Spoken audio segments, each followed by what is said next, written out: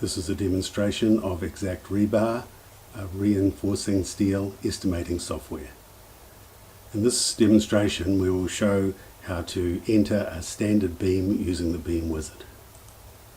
So first of all we will open a drawing which we've imported from AutoCAD, and we will estimate the steel in this beam here. So we will select the beam with Plan, New, Beam Slab Rectangle, and it shows the elevation there. Now looking at the cross section, the depth is 500 millimeters.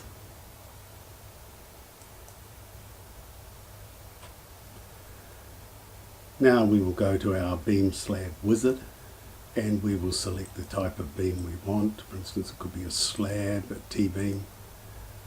We will just say it's a box beam. Now the top stirrups, according to the cross section, are R12s, top longitudinal steel D20s, and the bottom longitudinal steel are D32s. Now we can put mid steel in, we can change the number of bars to 3, we can add rows, we can make many changes based on this wizard. But in this case we will just accept this beam as it is and we will go next. Now the longitudinal steel can be seen in the plan view and the elevation view. We need to add the spacing for the stirrups, so we will select the stirrups and come across here to the length.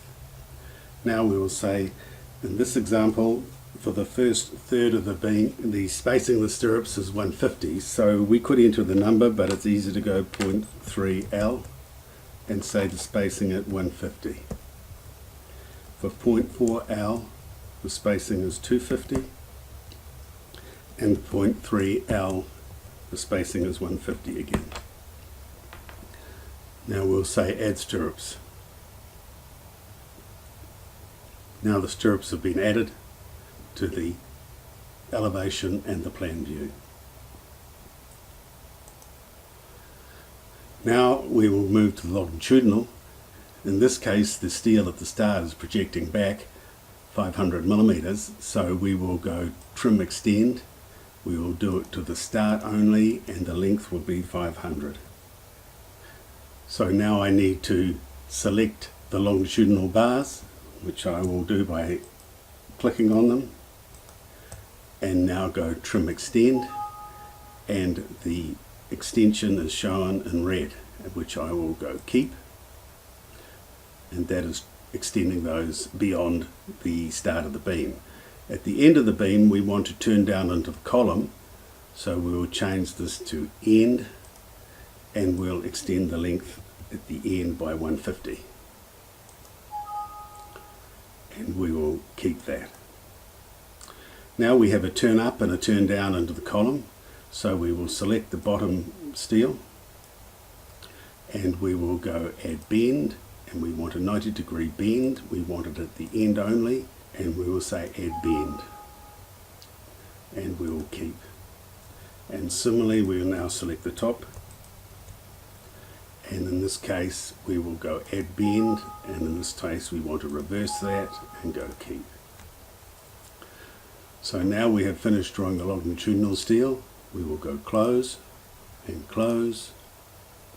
there is the beam in plan view. We can now check it by going into 3D,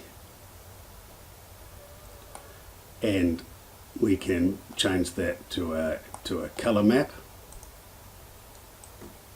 and so we can view exactly and match the color against the size of each piece of steel. We will now proceed to the quote screen, and here is a quote for the amount of steel from the pricing in the database. Here is a bill of materials showing the amount of material we've used. Here is a drawing schedule showing the material used, and for example here is the stirrup showing the overall dimensions, the bending scheme, the length, and there's 29 of these stirrups. Then we can go to the optimization report, which shows the most optimum way to cut the steel to achieve the minimum waste. That is a demonstration of Exact Rebar from the Wizard.